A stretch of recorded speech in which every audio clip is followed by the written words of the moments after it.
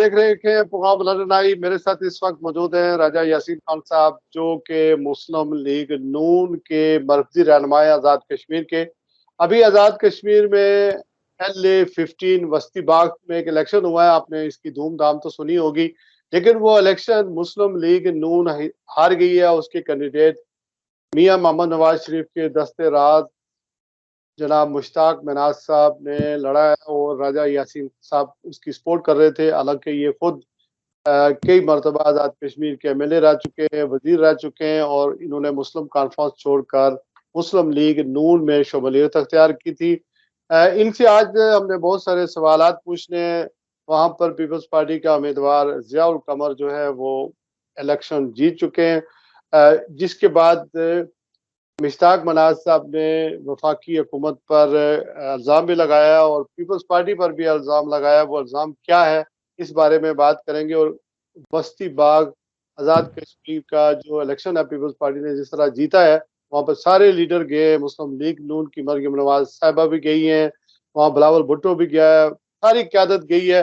लेकिन इसके बावजूद, सब जोर लगाने के बावजूद, ये मार्का जो है वो पीपल्स पार्टी ने सर कर लिया। और कराची में जो मेयर के इलेक्शन हुए, हालांकि उनकी अक्सरियत नहीं थी, वो भी पीपल्स पार्टी ने जीत रही है। ये क्या आइंदा जो इंतखाबात पाकिस्तान में होने वाले हैं उसका एक ट्रेलर है, या वाकई ग्राउंड रियलिटीज कुछ और है? राजा यासीन साहब का ये हल्का है, क्योंकि वहां पर ये रहते हैं, वहां से इलेक्शन जीतते हैं, और जीते भी है, हारे भी हैं, लेकिन वो लोकल पॉलिटिक्स इसको अच्छी तरह समझते हैं। राजा यासीन साहब, अस्सलाम वालेकुम। वालेकुम अस्सलाम जनाब, बहुत शुक्रिया आपका। आप को हम अपने प्रोग्राम में खुश आमदीद कहते हैं। जरा ये बताएं, ये PDM जो है मरकज में तो सारी जमातें गठी हैं, मखलूत हुकूमत है, 13-14 जमातें जो हैं उसमें सब शामिल हैं, और ये वहां पर अगर बस्ती बाग में जो आपका हल्का था वहां पर भी PDM अगर मुश्तरका उम्मीदवार अपना लाती तो इतना रोला पड़ना नहीं था। ये अलग अलग इलेक्शन क्यों लड़ा गया? देखिए जी, जो PDM का इत्तेहाद है, आपको पता होगा कि इसमें पीपल्स पार्टी बाज़ाब्ता शामिल नहीं है। शुरू में जब PDM बनी थी तो उस वक्त पीपल्स पार्टी भी इसका हिस्सा थी। बाद में पीपल्स पार्टी PDM छोड़ गई थी। उसके बाद फिर PDM के साथ उनका इत्तेहाद है, यानी as such peoples party PDM का हिस्सा नहीं है, बल्कि उसका इत्तेहाद है पाकिस्तान में भी, और उसी का फिर ऑफशूट आप कह लें कि आज़ाद कश्मीर में भी। बल्कि आज़ाद कश्मीर में तो सूरत हाल और भी मुख्तलिफ है, इसलिए कि वहाँ पे तो इस तरह सूरत हाल है कि वहाँ पे मुस्लिम लीग नून, पीपल्स पार्टी, वो सारे के तो एक उन्होंने हुकूमत बनाई है, उसमें कोई PDM का ऐसा सबर मौजूद नहीं है इस वक्त। तो इसलिए ज़ाहिर है वो तीन पार्टी अलग थी। PTI के अलग उम्मीदवार लड़े, पीपल्स पार्टी के अलग लड़े, और PMLN के अलग लड़े। सही, लेकिन अगर आज़ाद कश्मीर की बात करें तो वहाँ तो पीपल्स पार्टी की हुकूमत नहीं है।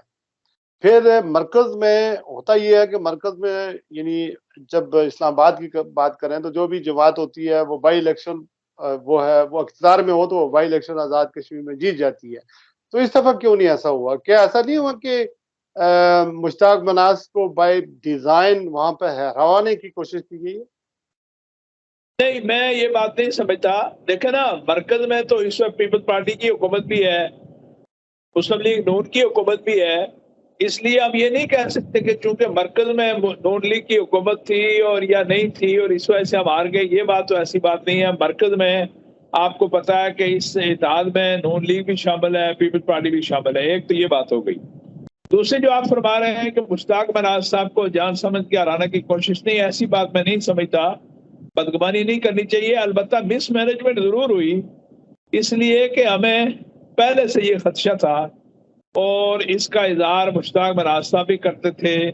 हम आए दिन इलेक्शन कैंपेन में भी इसका करते थे इजहार के कुछ इलाके ऐसे थे, तकरीबन 18-20 पोलिंग स्टेशन, जिनके बारे में हमें रोज़े रोशन की तरह यहाँ था कि वहां पे अगर प्रॉपर सिक्योरिटी ना हुई, रेंजर ना हुई, तो वहां पे ठप्पे लगेंगे। ये बिल्कुल हमें 2+2=4 की तरह इसका इल्म था। और वही बात हुई पाकिस्तान से। मुश्ताक मनाज साहब ने कोशिश की, शाह गुलाम कादर साहब ने, फारूक कादर साहब ने पाकिस्तान की मरकज़ी हुकूमत से, बिलखसूस वज़ीर दाखिला साहब से बात की اور ان سے ریکویسٹ کی کہ جب تک آپ رینجر نہیں بھیجیں گے تو یہ جو اسٹیشن ہے ان پہ ہم پولنگ نہیں کروا سکیں گے، کیونکہ وہ ایک مخصوص آپ کہہ سکتے ہیں برادری قبیلے کا ڈومینیٹڈ ایریا ہے، اور وہاں پولنگ ایجنٹ دوسرے شاید بیٹھ بھی نہیں سکتے، اگر بیٹھیں تو وہ کمپرومائز پہ مجبور ہو جاتے ہیں۔ تو اس پہ پھر بات چلتی رہی، ہمیں شروع میں یہ کہا گیا جی کہ بالکل رینجرز کو بھیجیں گے اور فیئر الیکشن ہوگا۔ ہم کوئی سپورٹ یا کوئی مدد نہیں چاہ رہے تھے، وہ اپنے لیے غیر ضروری مدد، ہم یہ کہہ رہے تھے کہ پولنگ فیئر ہو جائے، وہ ہمارے خلاف چاہے ہمارے حق میں ہو، لیکن اس سے برعکس ہوا، اور وہ آخری وقت میں 2 دن پہلے پتا چلا کہ رینجر نہیں آ رہی، جس کا پھر فال آؤٹ یہ ہوا کہ آپ حیران ہوں گے کہ ٹوٹل 189 پولنگ اسٹیشن ہے حلقہ وسطی باغ کے، 189 میں سے 171 جو ہے ان پہ پولنگ ریشو ہے 45%، اور جو 18 پولنگ اسٹیشن ہیں ان پہ پولنگ ریشو ہے 90%۔ یعنی کہنے کا مقصد یہ ہے کہ وہاں پہ سب ٹھپے لگا کے سارے ووٹ ہی ڈال دیے گئے۔ راجے کم ہے اور راجے اس علاقے میں کم ہے اور سدن زیادہ ہے، اس لیے آپ کو ایف سی اگر رینجر آ جاتی تو وہ کیا زبردستی ووٹیں ڈلوا دیتی آپ کے لیے، یا امن امان کا مسئلہ؟ نہیں، راجے سدن کی بات نہیں ہے جی، وہاں پہ راجپوت بھی ہیں، وہاں پہ راجپوتوں کی مختلف ایک برادری ڈومینیٹ کرتی ہے، تو آپ یہ مجھے بتائیں کہ رینجر آزاد کشمیر میں کب گئی اور کب اس نے الیکشن کروائے؟ ایک حلقے میں لوگ مقامی طور پہ ایک دوسرے کو جانتے ہیں، مرنا جینا، ایک دوسرے کو دفنانا، شادیاں غمیاں سب اکٹھی ہوتی ہیں، تو پاکستان کی رینجر تو پاکستان کی ہوتی ہے، تو وہ تو کہاں جائے گی؟ شہری علاقے تھوڑا ہی نہیں ہے۔ جی میں آپ کو بتاتا ہوں، آپ کے دونوں سوالوں کا جواب دیتا ہوں۔ پہلی بات یہ، ہمارے حلقے میں صرف صدر برادری نہیں ہے، وہاں پہ بلدیال ہے، وہاں پہ نارمے ہیں، وہاں پہ کھکے ہیں، وہاں پہ تھکیال ہے، وہاں پہ مناس ہیں، وہاں پہ گجر ہے، وہاں پہ سید ہے، وہاں پہ کیانی ہے، اسی طرح ججوے ہیں، بہت سارے قبائل رہتے ہیں، لیکن یہ جو علاقہ جن کی میں بات کرتا ہوں وہ ایک مخصوص برادری کا ڈومینیٹڈ ایریا ہے۔ دوسری بات جو آپ نے کہا کہ اس سے پہلے کبھی رینجر گئی ہے، جی بالکل گئی ہے رینجر۔ 2016 کے الیکشن میں رینجر موجود تھی، اور بلکہ انہوں نے یہ انتظام کیا تھا، بڑا لاجواب انتظام، کہ رینجر کا ایک فوجی جوان جو تھا وہ پولنگ اسٹیشن کے اندر کھڑا تھا، اور ایک رینجر کا جوان باہر لائن بنوا رہا تھا، صرف سنگل ایک آدمی کو اندر بھیجتا تھا، وہ ووٹ ڈال کے باہر آتا تھا تو دوسرا جاتا تھا۔ تو بالکل رینجر کی مثال موجود ہے، اور وہ سب سے فیئرسٹ الیکشن ہوا تھا، اس میں کسی کو ایک سنگل پرچی بھی فالتو نہیں ڈالنے دی گئی۔ اب یہ جو اس وقت تھا، یہ ایف سی گئی، ایف سی کو تو پتہ ہی ویسے رینجر گئی کیوں نہیں؟ یہ ایسا نہیں ہوا کہ رانا ثناء اللہ نے، مشتاق مناز صاحب نے کہا کہ میں نے رینجر مانگی تھی تو رانا ثناء اللہ نے نہیں بھیجی، انہوں نے تنقید کی ہے کہ کیوں نہیں آئی ہے رینجر؟ یہ ایسا نہیں ہے کہ پیپلز پارٹی کی وجہ سے یا سردار قمر زمان کے کہنے پر رانا ثناء اللہ نے نہیں بھیجی پھر؟ جی بالکل، آج پتہ نہیں آپ نے نہیں سنا ہوگا، رانا ثناء اللہ صاحب کا ایک انٹرویو آج وائرل ہوا ہے جو انہوں نے کسی ٹی وی نیٹ ورک کو دیا ہے، جس میں انہوں نے یہ بات واضح کی کہ ہم نے رینجرز کا بندوبست کیا تھا، رینجر بھجوانا تھی، لیکن اسی دوران میرے پاس قمر الزمان قاہرہ صاحب آ گئے جو وزیر امور کشمیر ہے، اور کشمیر کے حوالے سے ڈیل انہوں نے ہی کرنا ہوتا ہے، تو وہ کہنے لگے کہ وہ میرے پاس آ گئے، بلکہ وہ انٹرویو شاید آپ کو مل جائے گا، آج ہی ان کا انٹرویو میں نے سنا ہے رانا ثناء اللہ صاحب کا، تو طلعت حسین کے ساتھ ہے۔ تو انہوں نے کہا جی کہ وہ انہوں نے مجھے آ کے کہا قاہرہ صاحب نے کہ دیکھیں جی ایک حلقہ ہے، تو اس حلقے کے لیے ہم اگر یہاں سے رینجر بھیجیں گے تو یہ تاثر ہوگا کہ ایک حلقے کا الیکشن بھی نہیں کروا سکتے، تو میں آپ کو اشور کرتا ہوں کہ کوئی ٹھپے نہیں لگیں گے، آپ مہربانی کر کے رینجر نہ بھیجیں۔ اس پہ رانا صاحب نے کہا، آج جو ٹی وی میں نے سنا، کہ میں نے قاہرہ صاحب کو کہا کہ نہیں، اس طریقے سے فیئر پولنگ نہیں ہوگی، مجھ پہ میری جماعت کا پریشر ہے کہ میں رینجر بھیجوں۔ اس پر وہ چلے گئے میاں شہباز شریف صاحب کے پاس، وزیر اعظم صاحب کے پاس، قاہرہ صاحب چلے گئے اور وزیر اعظم صاحب کو جا کے قائل کیا، اور وزیر اعظم صاحب نے مجھے کہا کہ آپ رینجر نہ بھیجیں۔ یہ آج کی بات ہے، آج خود رانا صاحب کا انٹرویو یہ بتا رہا ہے، اور انہوں نے تسلیم کیا کہ رینجر نہ بھیج کے ہم نے نقصان کیا اور ہم جیتی ہوئی سیٹ ہار گئے۔ ٹھیک ہے، اس کا مطلب یہ ہے کہ پاکستان میں اگر الیکشن ہوتے ہیں تو رینجر کے بغیر وہاں بھی فیئر نہیں ہو سکتے. لیکن رانا ثناءاللہ مبالغہ آرائی سے کام لے رہے ہیں یا وزیر اعظم مبالغہ آرائی سے کام لے رہے ہیں. چونکہ قمر زمان کائرہ 8 تاریخ کو، جب آپ کا الیکشن 8 تاریخ کو 8 جون کو ہو رہا تھا، وہ ڈنمارک میں تھے اور میں نے خود ان سے بات کیا ٹیلی فون کے اوپر. اور دوسرے دن وہ ڈنمارک کے بعد ایک آدمی کے گھر ناشتہ کر رہے تھے جب میری ان سے بات ہوئی. کہنے لگے بندے زیادہ ہیں تو بعد میں بات کروں گا. اور 9 تاریخ کو وہ ناروے میں تھے، لہذا 8 اور 9 کے روز تو وہ وہاں پر تھے ہی نہیں، لیکن پہلے اس سے کوئی بات ہوئی ہوگی. لیکن 8 اور 9 کی بات بالکل آپ ٹھیک فرما رہے ہیں. رانا صاحب کا انٹرویو آپ سن لیں گے، انہوں نے یہی کہا کہ اس دن قمر زمان صاحب کائرہ ٹھیک ہے نہیں وہ ٹھیک، وہ کہیں نہ کہیں کو مبالغہ آرائی کر رہے ہیں، لیکن 8 اور 9 کو قمر زمان پاکستان، قمر زمان کائرہ جو واقعی وزیر امور کشمیر ہے وہ پاکستان میں تھے ہی. یہی میری عرض سنیں نا، میں یہی وضاحت کر رہا ہوں کہ رانا صاحب کا انٹرویو آپ سنیں گے تو رانا صاحب نے یہ کہا کہ 4-5 دن پہلے الیکشن سے میرے پاس کائرہ صاحب آئے اور انہوں نے کہا کہ میں ناروے جا رہا ہوں یا پتہ نہیں کہاں جا رہا ہوں، تو مہربانی کر کے آپ رینجر نہ بھیجیں. تو کہنے لگے کہ میں نے جب انکار کیا تو وہ وزیر اعظم کے پاس گئے اور وہاں سے مجھے کروایا اور اس کے بعد اس میں راج صاحب 2 کنسپریسی تھیوری ہے. آپ اس کو رول آؤٹ کر دیں یا اس کو درست مانیں. پہلی کنسپریسی تھیوری یہ ہے کہ مشتاق مناس کو آزاد کشمیر مسلم لیگ نون کی خود قیادت چاہتی تھی کہ یہ ان نہ ہو. دوسری کنسپریسی تھیوری یہ ہے کہ سردار قمر زمان جو ضیاء قمر کے جو جیتے ہیں، ان کے باپ ہیں، ان کا اثر رسوخ اپنی جگہ ہے، انہوں نے خود مشتاق مناس سے کوئی ڈیل بنائی ہے اور الیکشن جیتا ہے.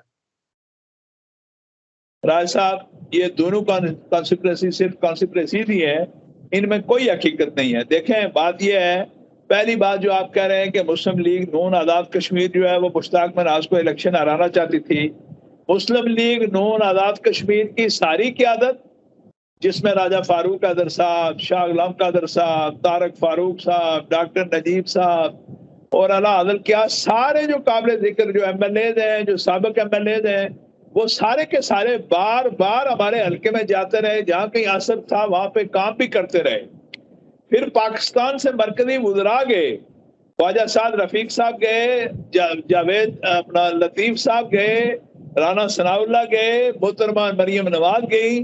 تو یہ بات قطعاً غلط ہے کہ مسلم لیگ والے خود ہرانا چاہتے تھے، یہ بات غلط ہے. دوسری بات پھر اگر اتنا پیسہ خرچ کیا گیا ایک حلقے کے الیکشن کے لیے تو کامیابی پھر کیوں نہیں مل سکی؟ میں وہ عرض کرتا ہوں نا جی، بتاتا ہوں آپ کو. دوسری جو بات آپ نے کہی کہ قمر زمان صاحب اور مشتاق مناس نے آپس میں لین دین کر لیا، قطعاً غلط ہے، یہ بالکل جھوٹ ہے، ایسی بات نہیں ہے. میں خود الیکشن میں سمجھے کہ میں خود ہی الیکشن لڑا تھا. آپ تو مخلص انسان ہیں، آپ تو مخلص انسان ہیں، میں آپ کو ذاتی طور پر بھی جانتا ہوں، اور آپ نے ظاہر ہے آپ نے وہاں ووٹیں بھی دلوائی، پارٹی میں بھی شمولیت اختیار کی. لیکن آپ کے اور مشتاق مناس کے درمیان کوئی معاہدہ ہوا کہ یہ ٹرم آپ الیکشن لڑیں اور اگلی ٹرم جو ہے آپ نے خود الیکشن لڑنا ہے یہاں سے؟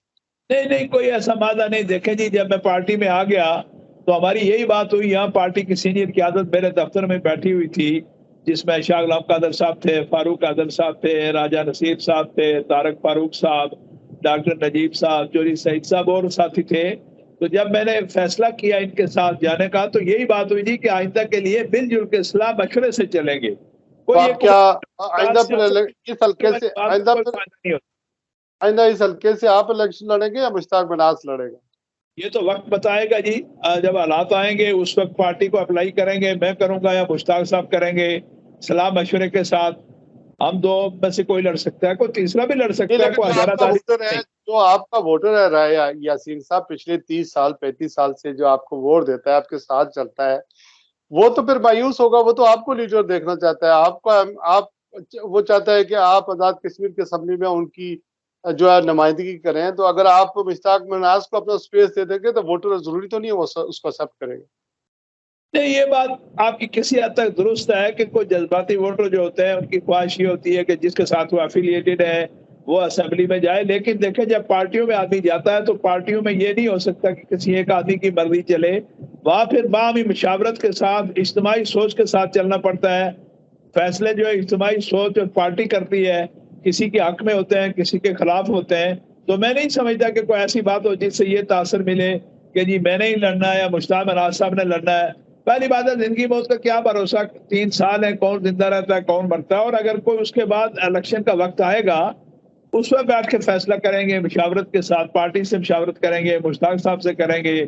مشتاق صاحب لڑے, میں لڑا, کوئی اور پارٹی کا لڑا, تو یہ میرے لیے کوئی ایسا مسئلہ نہیں. میں دیکھیں نا 3-4 دفعہ فلیگ ہولڈر رہ چکا ہوں, تو سچی بات ہے ایسی کوئی بات نہیں میں کہ ایسی لالچ ہو کہ مجھے ہر صورت میں الیکشن لڑنا چاہیے ورنہ قیامت آ جائے گی. ہو گیا, موقع ملا اور حالات سازگار ہوئے تو ویلکم, نہ ہوا تو تب بھی کوئی پریشانی کی بات نہیں.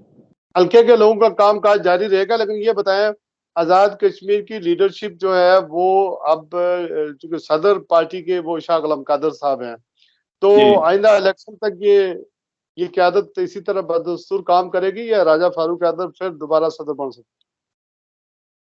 نہیں, میرے اصل میں جو پارٹی میں نیا آیا ہوں, اب مجھے نہیں پتا کہ یہ ٹینیور کتنا ہے, لیکن میرے خیال میں ان کا بھی مسلم کانفرنس کا تو مجھے پتا ہے 3 سال کا ٹینیور ہوتا تھا.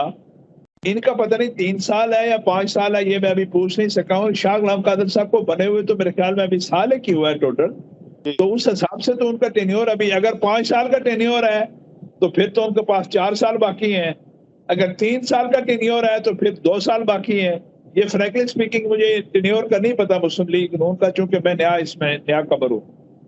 اچھا یہ فرمائیے گا کہ آزاد کشمیر کے اندر لوگوں نے فائلیں کھلنے کے ڈر سے, یعنی اسمبلی کے جو ممبران ہیں, آزاد کشمیر اسمبلی کے ممبران, ان کو ڈرایا دھمکایا گیا کہ آپ کی فائلیں کھول دی جائیں گی, آپ ووٹ دیں یہ جو انوار الحق وزیر اعظم ہیں ان کو. تو انہوں نے 48 ووٹ تو دے دیے, لیکن نہ کابینہ بن رہی ہے نہ حکومت چل رہی ہے. اس کی کیا وجہ؟ جی ہاں, یہ بڑا انوکھا سا واقعہ تھا. آزاد کشمیر کی تاریخ میں بڑی بڑی شخصیات گزری ہیں. مجاہد اول ہے, غازی ملت ہیں, سردار سکندر ایاز صاحب ہیں, ممتاز حسین راٹھور صاحب ہیں, بڑی بڑی ٹاورنگ پرسنالٹیز گزری ہیں, لیکن اس قدر ووٹ کوئی نہیں لے سکا. وہ ایک چودھری انوار صاحب کی میں سمجھتا ہوں لک ہے یا حکمت عملی تھی کہ ایسا ایک گرد آلود سی فضا بن گئی, ایسی ابہام اور کنفیوژن کی فضا تھی کہ جس میں ان کو موقع ملا اور انہوں نے 48 ووٹ لے لیے. اور اس وقت آپ نے سنا ہوگا جب انہوں نے آخری تقریر کی, اس سے پہلے الیکٹ ہونے کے بعد جو تقریر کی اس سے پہلے ہر ایک یعنی پی ٹی آئی سمجھ رہی تھی کہ یہ ہمارے کینڈیڈیٹ ہیں, پی ڈی اے والے سمجھ رہے تھے کہ ہمارے کینڈیڈیٹ ہیں. انہوں نے جا کے ڈکلیئر کیا اپنے ووٹ لینے کے بعد کہ جی میں پی ڈی ایم کا کینڈیڈیٹ ہوں اور پی ٹی آئی والوں کا بھی شکریہ. تو اس طرح کر کے انہوں نے ووٹ تو لے لیے. اب جو اگلی بات ہے, کیبنٹ ابھی تک نہیں بنی. اس میں ایک بڑی رکاوٹ یہ تھی کہ پچھلی جو 13ویں ترمیم ہوئی تھی اس میں وزراء کی تعداد محدود تھی 20% تک ٹوٹل ممبرز آف اسمبلی میں سے. ابھی وہ اس ترمیم میں مزید ترمیم کی گئی ہے اور اب اس کو ان لمیٹڈ کر دیا گیا ہے کہ جتنے ممبران اسمبلی ہیں ان میں سے جس کو آپ چاہیں آپ اس کو وزیر بنا سکتے ہیں. تو اب چودھری انوار صاحب کے پاس یہ ایک چانس ہے کہ وہ, مجھے لگتا ہے کہ 35 رکنی کابینہ بنے گی, 34-35 رکنی کابینہ. تو تقریباً آپ سمجھ لیں کہ جو ان کے ساتھ ہیں وہ سارے کے سارے وزیر بن جائیں گے. اپوزیشن والے بس وہ پی ٹی آئی کے 2-4 لوگ رہ جائیں گے, یا حسن ابراہیم صاحب رہ جائیں گے, یا سردار عتیق صاحب پتہ نہیں رہ جائیں. اس طرح سے باقی جتنے بھی ان کے ساتھ ہیں وہ سارے ہی فلیگ ہولڈر ہو جائیں گے. Speaker, deputy speaker, prime minister 3 تو یہ ہو گئے, اور باقی 35-36 بنا کے تو وہ سارے سب کو وزیر بنا دیں گے. تو اس طرح سے کیبنٹ تو میرے خیال میں بن جائے گی. لیکن یہ سوال ہے کہ یہ کیبنٹ کب تک چلے گی. مجھے پتا ہے, میں اس سسٹم کا حصہ رہا ہوں, کہ یہ کیبنٹ بنے گی تو اگلا جھگڑا ہوگا وزارتوں پہ. ایک کہے گا جی مجھے فلاں وزارت چاہیے, دوسرا کہے گا فلاں چاہیے. تو ایک انار اور 100 بیمار والی بات ہوتی ہے. تو دیکھیے اب کیا ہوتا ہے, یہ تو پھر مستقبل بتائے گا.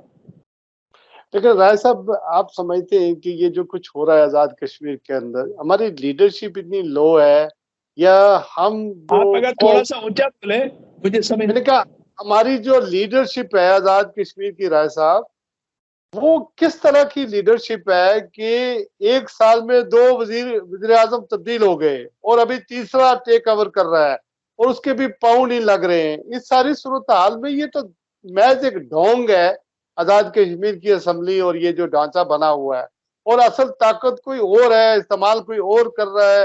اور یہ سارے لوگ جو ہیں وہ جو آپ آزاد کشمیر کی عوام ہے وہ اس ساری صورت حال کو دیکھ رہی ہے، ایک احساس سے محرومی پایا جاتا ہے، اور لوگ فیڈ اپ ہو گئے ہیں اپنے اس نظام کے اوپر جو آزاد کشمیر کے اندر موجود ہے۔ جی رائے صاحب، آپ نے ٹھیک فرمایا۔ بات یہ ہے، ہماری بدقسمتی ہے، دیکھیں پہلے حکومتیں بنتی تھیں، 5 سال چلتی تھیں، جو وزیر اعظم بن گیا، جو اپوزیشن کیا ہو گئی تیار، تو وہ آپس میں 5 سال حکومتیں چلتی تھیں۔ یہ اب تو باغیچہ اتفاق بن گیا کہ جیسے آپ خود فرما رہے ہیں کہ 1.5 سال میں 3 وزرائے اعظم تبدیل ہو گئے، اور ابھی آگے جو 3.5 سال یا 3 سال بقایا ہے، خدا خیر کرے تو مجھے لگتا ہے کہ 4-5 وزرائے اعظم مزید ایکسپیکٹڈ ہے، یا خدا نخواستہ اسمبلی کو توڑ کے چلتا بنے، تو یہ بڑی مایوس کن بات ہے۔ اور دوسری بات یہ ہے، میں خود ایک سیاسی کارکن ہوں، ہمارے سیاسی برادری کے اوپر یہ بڑا داغ اور دبا ہے کہ ہم لوگ مفادات کی خاطر بک جاتے ہیں یا جھک جاتے ہیں۔ چلے بکنے کا لفظ اگر سخت ہو تو یہ کہہ سکتے ہیں کہ ہم مفادات کو دیکھ کے اپنی سوچ، اپنے نظریہ، اپنی آئیڈیالوجی کو تبدیل کر لیتے ہیں۔ اب کون سی آئیڈیالوجی ہے یار؟ ایک دن پی ٹی آئی کے 38 ممبر تھے، 33 ممبر تھے، اور دوسرے دن ان کے پاس 7 رہ گئے۔ تو ذرا سا جس طرف سے چلو تم ادھر کو، جدھر کی ہوا ہو، جس طرف ذرا سا کوئی آپ کو فیوریبل حالات نظر آئے تو آپ اپنی سارے نظریات، اپنی وفاداری اس کو تیاگ دیں آپ۔ یہ بڑا افسوسناک ہے، اور بالکل آپ ٹھیک کہتے ہیں کہ آزاد کشمیر کے لوگوں میں احساس محرومی بھی ہے، پریشانی بھی ہے، اور میں بحیثیت ایک سیاسی کارکن کے شرمندگی محسوس کرتا ہوں کہ میری جو برادری ہے، سیاسی برادری جو ہے، وہ کس کردار کا مظاہرہ کر رہی ہے۔ کوئی خدا خوفی نہیں ہے، ذرا سا آپ کو کوئی لالچ ہوئی تو آپ نے سارا کچھ چھوڑ دیا، 2 منٹ نہیں لگے آپ نے وفاداریاں تبدیل کر لی، ایک پارٹی سے دوسری میں، دوسری سے تیسری میں۔ اب جس کو وزارت ملے گی وہ اسی کے ساتھ، وہ حکومت کے ساتھ ہے، جس کو نہیں ملے گی وہ مخالف ہے۔ تو یہ اگر معیار بنا دیا جائے تو تعمیر و ترقی کیا ہوگی، لوگوں کے کام کیا ہوں گے، نظریات کیا ہوں گے، اخلاقیات کیا ہوں گی؟ یہ تو پھر ایک مذاق ہے۔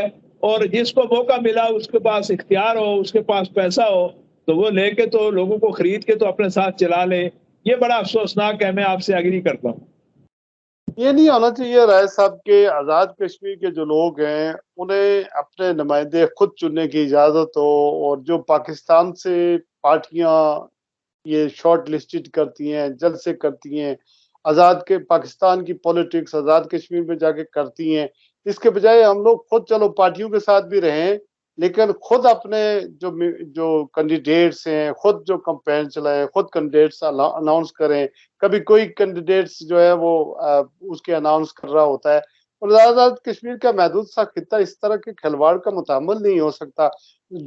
آپ دیکھتے ہیں کہ مسلم کانفرنس کے بعد اب تو وہ محروم و مغفور جماعت بن چکی ہے، آپ نے بھی چھوڑ دی ہے، آپ گھر کے آدمی تھے، اور صرف سردار عتیق صاحب کی ایک سیٹ رہ گئی ہے، اور وہ بھی انہوں نے بھی جو تقریر کیا، جب بلاول بھٹو صاحب مظفرآباد اسمبلی میں گئے ہیں تو انہوں نے کہا جی کہ ہم نے چونکہ قیوم نیازی صاحب کے ہوتے ہوئے بھی پی ٹی آئی کے ہم اتحادی تھے، اور پھر اس کے بعد سردار تنویر صاحب کے ساتھ ہم نے کام کیا اور پی ٹی آئی میں شامل رہے، لیکن 9 مئی کے واقعات کے بعد اب ہمارے لیے مشکل ہو گیا ہے کہ ہم جو ہے وہ پی ٹی آئی کے ساتھ چلیں، اور ابھی انوار الحق وزیر اعظم کے ساتھ ہیں، اور آپ کے بڑے مشکور ہیں کہ آپ انڈیا گئے ہیں، اور انڈیا میں آپ نے بڑی زبردست تقریر کی ہے اور بڑے معاملات کیے ہیں۔ تو میرے خیال میں اس طرح کی جو صورتحال اب بن چکی ہے آزاد کشمیر کے اندر، اور جو لوکل پارٹیاں ہوتی تھی ہماری، وہ ساری ختم ہے، مطلب ختم ہی سمجھے۔ اب تو پاکستان کی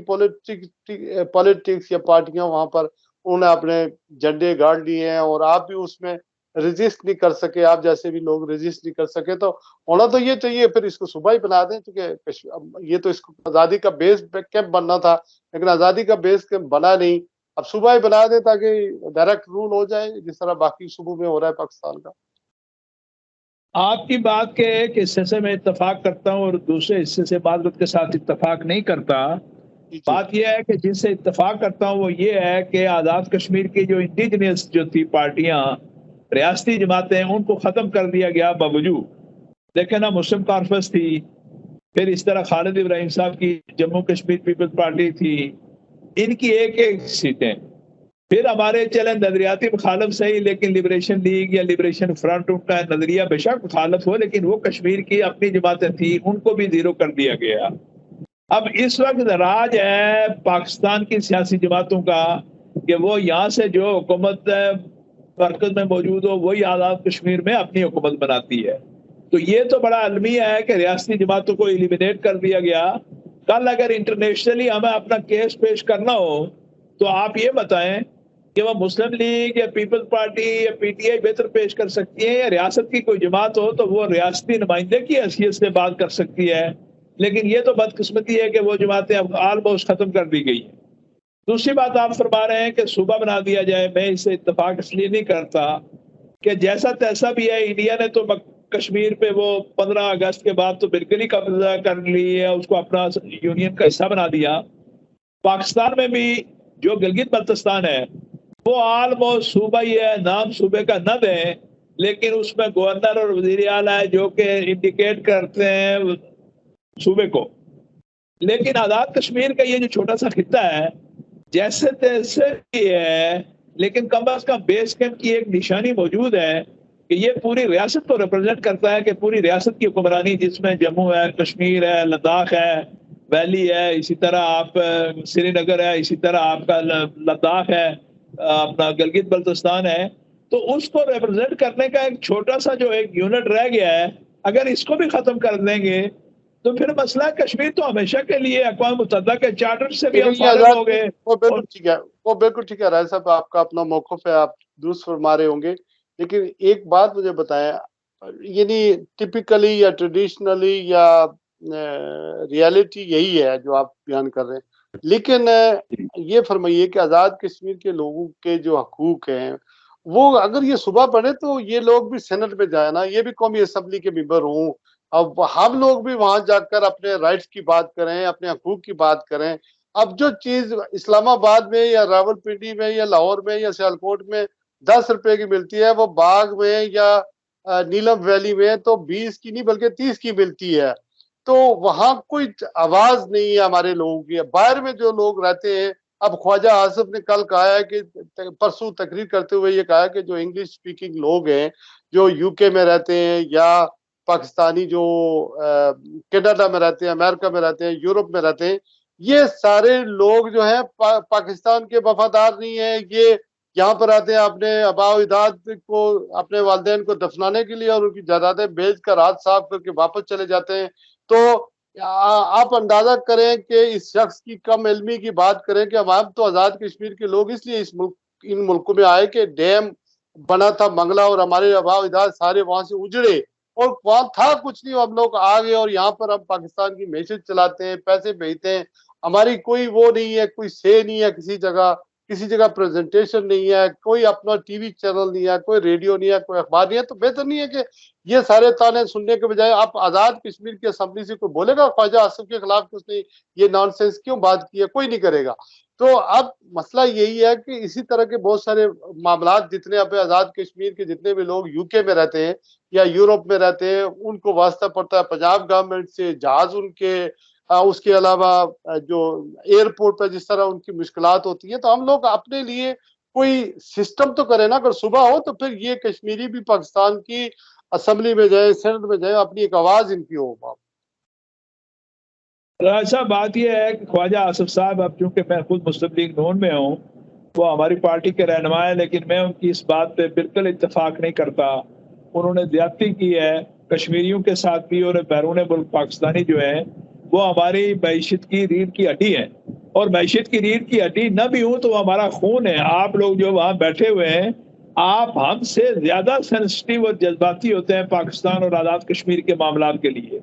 تو اگر یہ انہوں نے کہا تو میں سمجھتا ہوں سلپ آف ٹنگ ہو سکتا ہے، یہ سوچی سمجھی پالیسی میں آپ کو بھیجوں گا، اور آپ کا پروٹیسٹ بھی اس حوالے سے ہونا چاہیے۔ ہم اوورسیز پاکستانی میں بالکل پروٹیسٹ کرتا ہوں۔ انہوں نے یہ زیادتی کی، اگر یہ کہا میں وہ سنا تو نہیں، لیکن اور کسی نے آج مجھے بتایا تو یہ بڑی زیادتی کی بات ہے، اس لیے کہ یہ جو ہمارے فارن ریمیٹنسز آتی ہیں یہ کون بھیجتا ہے؟ ہماری جو انکم کا میجر کمپوننٹ جو ہے فارن ریمیٹنسز ہے، اور وہ آپ لوگ بھیجتے ہیں، پاکستان کی خدمت کرتے ہیں، بیرون ملک بیٹھ کے آپ اپنے خون پسینے کی کمائی بھیجتے ہیں۔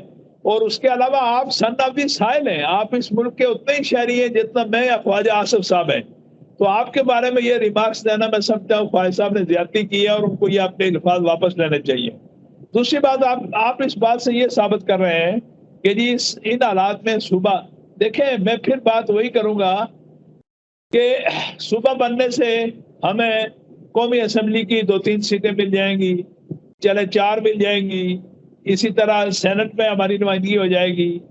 لیکن یہ سودا دیکھیں کہ آیا یہ منافع کا سودا ہے کہ ان 4 سیٹوں اور سینٹ میں اس کی سیٹ کے بدلے میں ہم کشمیر کے قضیے کو دفن کر دیں فار ایور. یعنی کم از کم ایک آواز موجود ہے, آزاد کشمیر کا فلیگ اور آزاد کشمیر کی اسمبلی جو ہے وہ ریپرزینٹ کرتی ہے پورے کشمیر کو. تو ہم جو بات انڈیا نے کی انہوں نے اپنے یونین کا حصہ بنا دیا اور ہم پاکستان کا حصہ بنا کے, تو یہ اگر ہم سارے اس بات پہ متفق ہو جائیں کہ اوکے ادھر تم ادھر ہم, تو پھر تو ٹھیک ہے. لیکن اگر ہم نے کشمیری کی حیثیت سے زندہ رہنا ہے تو جتنا بھی ہے یہ چھوٹا سا بیس کیمپ اس کو قائم رکھنا پڑے گا. راجہ صاحب آپ کا پوائنٹ آف ویو آ گیا ہے, آپ نے جو کہا آپ کا نقطہ نظر ہے. ناظرین اسی پر ختم کرتے ہیں, پروگرام کو کنکلوڈ کرتے ہیں. راجہ یاسین صاحب کو جب بھی مسلم لیگ کی کم از کم ہمیں نمائندگی چاہیے ہوگی تو انشاءاللہ اپنے ٹی وی کے پروگراموں میں ان کو لائیں گے اور انشاءاللہ ان سے آزاد کشمیر, نہ صرف آزاد کشمیر بلکہ پاکستان کی پولیٹکس پر بھی بات ان سے کیا کریں گے. اب دوسرا جو اس کا پارٹ ہے وہ اب میں آپ کو ناظرین دوسرا جو ہمارے اس پروگرام کا دوسرا حصہ ہے وہ آپ سنیں گے کہ ایک بلائنڈ آدمی پروفیسر محمد الیاس ایوب صاحب, جنہیں جو گریڈ 20 کے آفیسر ہیں اور خود نابینا ہیں لیکن ایک بہت بڑا اسکول چلا رہے ہیں, کالج چلا رہے ہیں میرپور آزاد کشمیر میں, ان کا آپ انٹرویو سنیں گے. آج کے لیے بس اتنا ہی. یاسین صاحب بہت شکریہ اس سیگمنٹ سے.